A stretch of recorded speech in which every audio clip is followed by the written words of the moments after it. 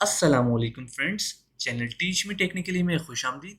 मैं मोहम्मद ज़ैन अंजुम पाकिस्तान के शहर लाहौर से आज इस वीडियो को रिकॉर्ड कर रहा हूँ और आज की इस वीडियो के अंदर हम ये देखेंगे कि किस तरह से हम डायनेमिकली 1D अरे को क्रिएट कर सकते हैं अपने प्रोग्राम के अंदर।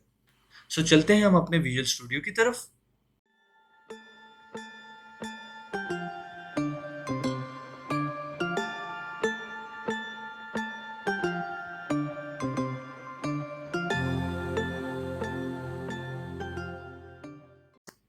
सो फ्रेंड्स, अब हम आ चुके हैं अपने विजुअल स्टूडियो के अंदर और आज के इस प्रोग्राम के अंदर हम देखेंगे कि किस तरह से हम डायनामिकली मेमोरी को क्रिएट कर सकते हैं, डायनामिकली 1D अरे को क्रिएट कर सकते हैं अपने प्रोग्राम के अंदर। लेक्चर स्टार्ट करने से पहले आपके साथ एक बात शेयर करनी है और वो ये कि प्ले स्टोर पर एक एप्लीकेशन अपलोडेड है जिसका नाम है semester work. Semester work application के दो पार्ट्स हैं।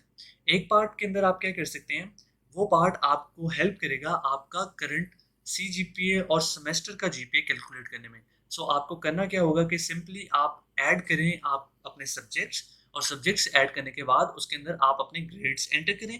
जैसे ही आप अपने ग्रेड्स एंटर करेंगे अपने क्रेडिट आवर्स के साथ, तो होगा ये कि आपका जो जीपीए है वो कैलकुलेट हो जाएगा। ठीक है, सो ये एप्लीकेशन आपकी हेल्प करेगी आपका जीपीए कैलकुलेट करने में। अब इस सेमेस्टर वर्क एप्लीकेशन का पार्ट 2 भी है, ठीक है, जिसके अंदर सेकंड हाफ है। उस सेकंड हाफ के अंदर क्या होता है, उस सेकंड हाफ के अंदर आप अपना जीपीए प्रिडिक्ट भी कर सकते हैं। सो प्रिडिक्ट कैसे कर सकते हैं? प्रेडिक्शन इस तरह से होगी कि आपके पास एप्लीकेशन है, आप सेमेस्टर वर्क को डाउनलोड करें प्ले स्टोर से। ठीक है, उसके अंदर आप जब सेकंड हाफ के अंदर जाएंगे तो वहां जाकर आपको करना यह है कि आपको फर्स्ट ऑफ ऑल अपना सेमेस्टर क्रिएट करना है, सेमेस्टर के बाद अपना सब्जेक्ट क्रिएट करना है। जब आप सब्जेक्ट क्रिएट कर लेंगे तो उसके अंदर आपको जब भी, फॉर एग्जाम्पल आज आपका क्विज हुआ है तो आप उसके अंदर जाएंगे, अपना क्विज के मार्क्स, टोटल मार्क्स और ऑब्टेन मार्क्स को एंटर कर देंगे। सो जिस तरह से आपके क्विज़ेज़, असाइनमेंट्स, प्रोजेक्ट्स होते रहेंगे, आप उनके मार्क्स को एंटर करते रहेंगे और साथ-साथ जैसे ही आप एंटर करते रहेंगे, आपका जो जीपीए है, वो प्रेडिक्ट होता रहेगा कि आपके सब्जेक्ट में क्या जीपीए आ सकता है और इसी तरह उस तमाम को मिलाते हुए क्या होगा कि आपका सेमेस्टर का जीपीए भी प्रेडिक्ट होगा कि आपका इस सेमेस्टर क्या जीपीए आ सकता है। सो सेमेस्टर वर्क एप्लीकेशन का लिंक मैंने डिस्क्रिप्शन में दे दिया है, आप उसको जाकर प्ले स्टोर से डाउनलोड कर सकते हैं। सो फ्रेंड्स, अब हम अपने लेक्चर का स्टार्ट करते हैं और लेक्चर के अंदर हमने क्या करना है कि हमने 1D अरे को डायनामिकली क्रिएट करना है। ठीक है, सो उसके लिए आपको ये करना है, फर्स्ट ऑफ ऑल हम क्या करने वाले हैं कि एक इंटीजर की अरे को क्रिएट करते हैं। ठीक है, सो आपको लिखना है इंट। इंट एक्चुअल में आपकी डेटा टाइप है कि आप किस डेटा टाइप की अरे को बनाना चाहते हैं। ठीक है, सो मैंने लिखा इंट।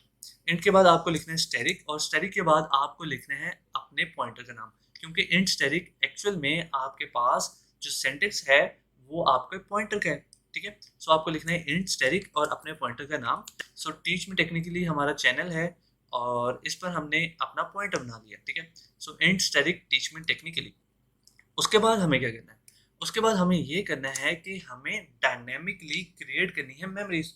सो लास्ट लेक्चर के अंदर आपने देखा होगा कि जब हम सिंपल एक मेमोरी को क्रिएट करते हैं तो कैसे क्रिएट करते हैं, डायनामिकली हम क्रिएट करते हैं अपने पास न्यू ऑपरेटर का यूज करते हुए। तो यहाँ पर भी जब हमने डायनेमिकली क्रिएट करनी है अरे को, तब हम यूज करेंगे न्यू ऑपरेटर को। सो हमें यहाँ लिखना है इंट स्टैटिक टीच में टेक्निकली और उसके बाद लिखना है न्यू। न्यू के बाद आपको लिखनी होती है डेटा टाइप कि आप कौन सी डेटा टाइप की मेमोरी को एलोकेट करना चाहते हैं। सो क्योंकि हमारा पॉइंटर भी इंटीजर है और हम मेमोरी भी इंटीजर ही बनाना चाहते हैं, तो हमें यहाँ पर लिखना होगा इंट। ठीक है, और उसके बाद हमें यहाँ पर ब्रैकेट्स लगानी है और ब्रैकेट्स के अंदर हमें साइज बताना है कि हम इनिशियली किस साइज की अरे को डायनामिकली क्रिएट करना चाहते हैं। ठीक है, सो अब हम क्या कहते हैं, यहाँ पर एंटर कर देते हैं फॉर एग्जाम्पल 5। ठीक है, और यहाँ पर आ जाएगा हमारा सेमीकोलन। सो ये हमारा सेंटेक्स कंप्लीट हो चुका है कि किस तरह से हम डायनेमिकली 1D अरे को क्रिएट कर सकते हैं। अब हम ये देखेंगे कि किस तरह से हम इसको यूज कर सकते हैं, लेकिन फर्स्ट ऑफ ऑल आपको इसके सेंटेक्स को याद रखना है। सेंटेक्स क्या है हमारा, फर्स्ट ऑफ ऑल आपको डेटा टाइप बतानी है, डेटा टाइप के बाद आपको यहाँ पर बनाना है एक पॉइंटर। ठीक है, सो आप क्या लिखा, इंट स्टैटिक और उसके पॉइंटर का नाम। सो टीच में टेक्निकली यहाँ पर आ गया। उसके बाद आएगा आपका इक्वल के साइन। इक्वल के साइन के बाद आपको बताना है न्यू ऑपरेटर। न्यू ऑपरेटर आपको बताता है कि आप डायनामिकली कोई मेमोरी क्रिएट करना चाहते हैं। उसके बाद आपको बतानी है डेटा टाइप। यहाँ पर एक चीज़ का ख्याल रखना है कि आपकी ये डेटा टाइप और इस पॉइंटर की डेटा टाइप, मेमोरी की डेटा टाइप और पॉइंटर की डेटा टाइप दोनों सेम होनी चाहिए, वरना आपको एरर आएगा। उसके बाद आपको यहाँ पर लिखना है ब्रैकेट्स के अंदर अपना साइज।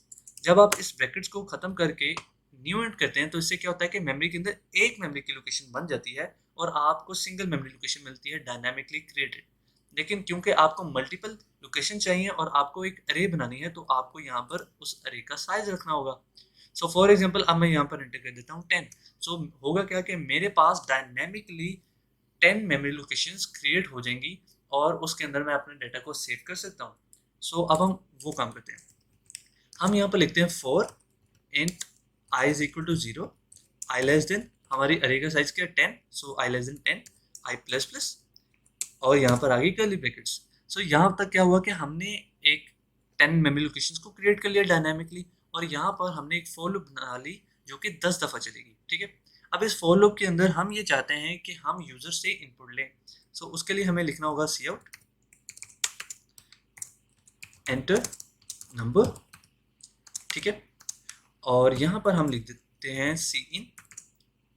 अब हमें क्या करना है कि यहाँ पर यूजर से इनपुट लेनी है और इनपुट लेकर हमने उसको सेव करवाना है अपनी मेमोरी लोकेशन पर, और मेमोरी लोकेशन को हमारा जो पॉइंटर है वो पॉइंट कर रहा है। ठीक है, सो अब हमने इस टीच मी टेक्निकली के कीवर्ड को यूज करते हुए हमने अपनी मेमोरी लोकेशंस के अंदर वैल्यूज को सेव करवाना है। सो अब हम देखते हैं वो कैसे करेंगे। सो यहाँ पर हम लिखेंगे first of all teach me technically, जो कि है हमारे पॉइंटर का नाम। ठीक है, और उसके बाद हमें यहाँ पर ये करना है कि यहाँ पर उसे इंडेक्स पास करना है कि आखिर हम किस इंडेक्स के अंदर वैल्यू को सेव करवाना चाहते हैं। सो यहाँ पर हमने लिखा सी इन टीच मी टेक्निकली और उसके बाद हमने पास कर दिया ब्रैकेट्स के अंदर इंडेक्स। सो इंडेक्स हमने पास कर दिया आई।